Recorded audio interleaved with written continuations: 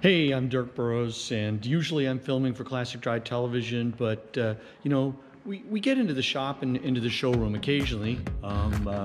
Take a look around. You can sort of see.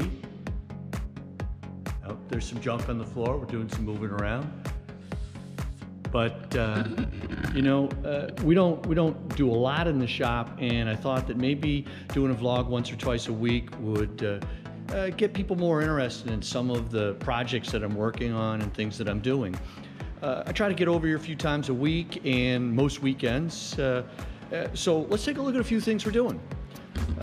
This is the 1949 Rover P3. Restored this about 5-6 years ago. And I was having a little bit of noise coming out of the engine. Now, it wasn't a bad knock like a bottom end or anything like that, but decided I wanted to dig into it. What we think we got going on here is I've got a rocker shaft problem, and we think that the bores for the rockers and the rocker shafts have just seen better days. So I've ordered parts, gaskets, things like that, and we're gonna see what happens. Those should be in shortly. And it's not a massive project, but we probably got another 20 hours to get in this and get this back right. So I'm gonna keep you updated on this one. This will be a fun project to tell you about. There's also some other things we're gonna try to do towards the end of the year. Got some interior work. Gonna try to do a green leather interior. We're gonna be stitching that up ourselves, see how that all goes, and a few other little things on it. It's a real cool car. I like this one a lot. So next car we've got here is the 1934 Rover 10, actually 10 British horsepower. So I bought this car knowing that it had an engine problem, maybe not as big an engine problem as it turned out to have, but nonetheless, it's a pretty cool little car. It was owned by actually a person by the name of Bernstein. He was the musical score for things like Airplane with Leslie Nielsen and things like that, and he bought this in England for his wife, or that was the information I got from the seller, and it was backed up by the records that came with the car. So at some point in this season, we're going to be digging into the engine and showing you what's going on. Over here, we've shown this car on Classic Drive Television before. It's the 1925 Rolls-Royce 4550. This was my Uncle Bly's pride and joy. He couldn't own a Silver Ghost or earlier cars, so this is what he ended up with. And he passed away a few years back, not having really done much with this car. The engine unfortunately had a catastrophic event, and he spent thousands and thousands of dollars to have the engine all professionally rebuilt, and in fact it's very nice. However, it doesn't have spark, and it has a couple of other little issues that we're gonna have to try to figure out, and then we're gonna have to make some decisions on whether we're gonna do anything about the body. The goal of this is to eventually sell this car for my aunt and to settle the estate, but we don't wanna, we don't want to get 10 cents on the dollar, so it really does need to be running, and it needs to be fixed up and things like that. And along the way, share the history of this car with you. So this will be a feature on Classic Drive, and I'll certainly vlog more about it as we go. Hey, I'm in the shop. It's Sunday afternoon. It's pretty rainy out, icing up, things like that.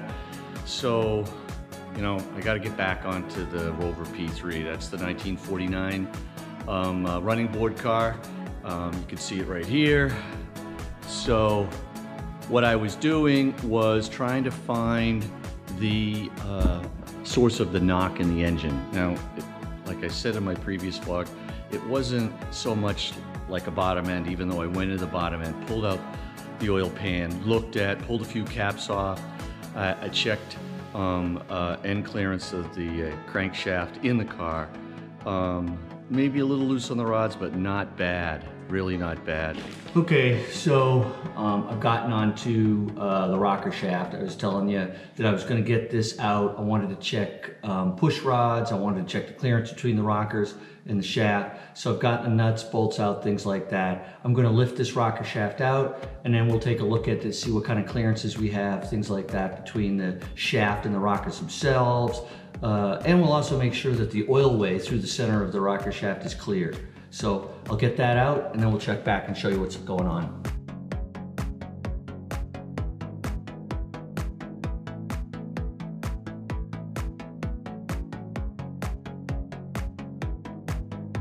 All right, I got the camera reset up here so that you can see what we're doing.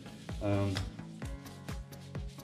some gloves on. I've learned over the years that, you know, instead of spending an hour picking crap out of my fingernails, it's better to do this. It's funny how my kid hasn't figured that out yet. At any rate, so I've got the shaft here and I've got a blow-up diagram of what's going on. So the upper shaft has the retainer for the rocker shaft and then various posts that lock down to the head, and then in between those are the springs, bushings that go into the actual rockets themselves. These have these fine adjustment screws and a lockdown on the top to sort of adjust the clearance between the rocker and the top of the valve. So what I'm going to do is I'm going to disassemble this and I'm going to look at the clearances between each of these rockers and try to understand if this is an issue or whether these are not a problem at all. So I'm going to go through this, we'll see how it comes apart. Hopefully this will be easy and I won't have any stab wounds from prying the screwdrivers. Okay, so start at this end.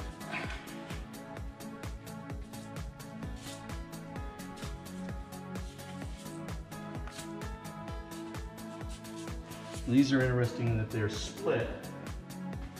The keeper, which bolts down to the head, is actually split, and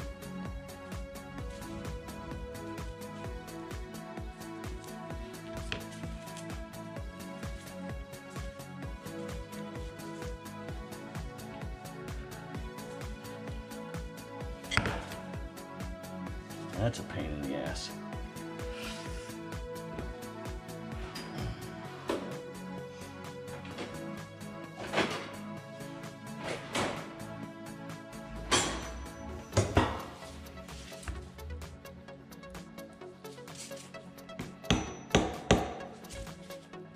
So just took a screwdriver, wedged it so I could pull that off.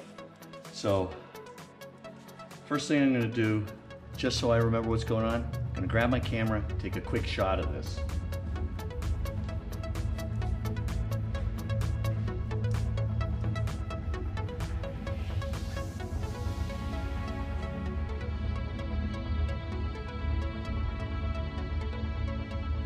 Good idea when you can.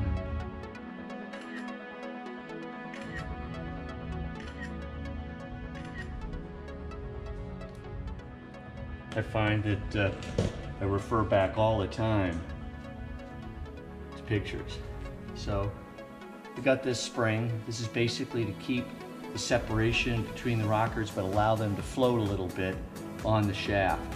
And then we can see right here we've got this little bushing. Pull this back. Okay, so there's a bronze oilite bushing there, and you can see, I don't think you can see it, but just inside is a hole, and that hole goes all the way through the center of the rocker, so that's letting oil bleed out. So the idea here is that we've got a feed at the other end, feeding down the shaft from the oil pump up through the center shaft, out through the bronze oilite bushing and out the rocker. And that's the concept here is it's under pressure, so it's always getting lubricated, so you're really floating on a small layer of oil. The idea, of course, is that this clearance is just enough so that the oil takes up just enough space so that it keeps it nice and tight, rocks, but still allows it to float or glide or hydroplane essentially on a thin film of oil that's under pressure, keeping that rocker centered. One of the things that can happen is as oil pressure drops, these tend to push to one side. So they tend to get elliptical or oval because they don't have enough pressure. Or the oil gallery or the hole through the rocker shaft has gotten clogged, or in some cases right at the rocker it's gotten clogged. So that's one of the things we're going to do is even if the shaft and everything looks great, we're going to be going through and cleaning out the rocker shaft. We're really going to blow it out. We're going to make sure there's nothing in there blocking the oil galleries and the ports. So I'll get into that and I'll let you know what happens.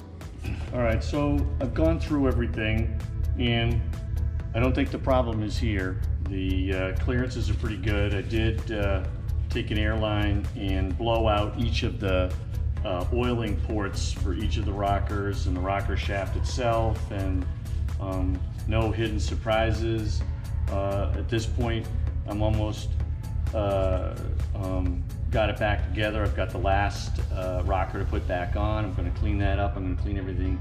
I'm going to fill it with oil. I'm going to pump oil in it, make sure that oil is coming out of every single port before I put it back on.